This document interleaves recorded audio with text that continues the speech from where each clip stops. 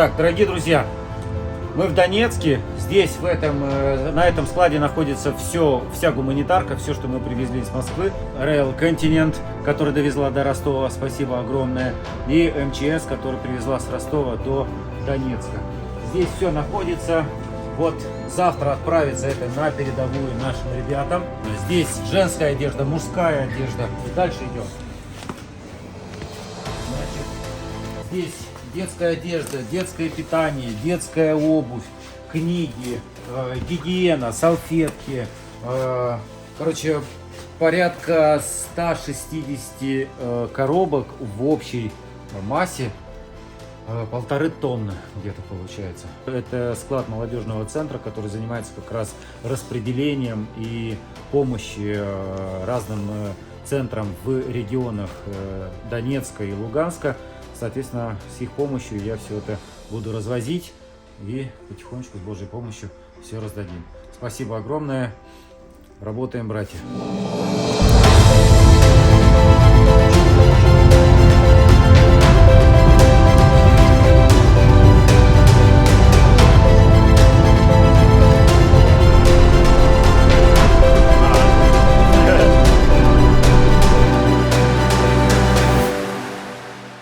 Приехали к ребятам. Вот наша зеточка.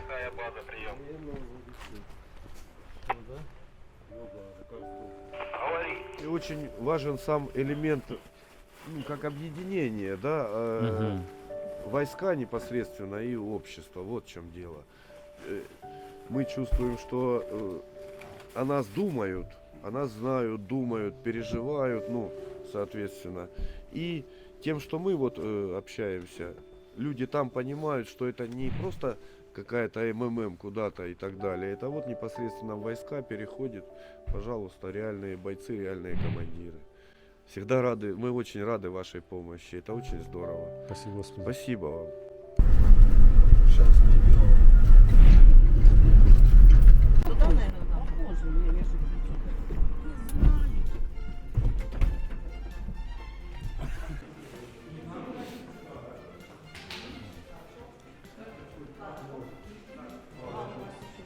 160 человек, детей, и мы дистанционно, заочно.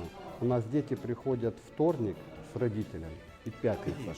Приносят домашние задания, приносят тетради, приносят книги, консультации учителей. Учителя проводят. Это хорошо, что у нас немножко стало тут тепло и есть электричество.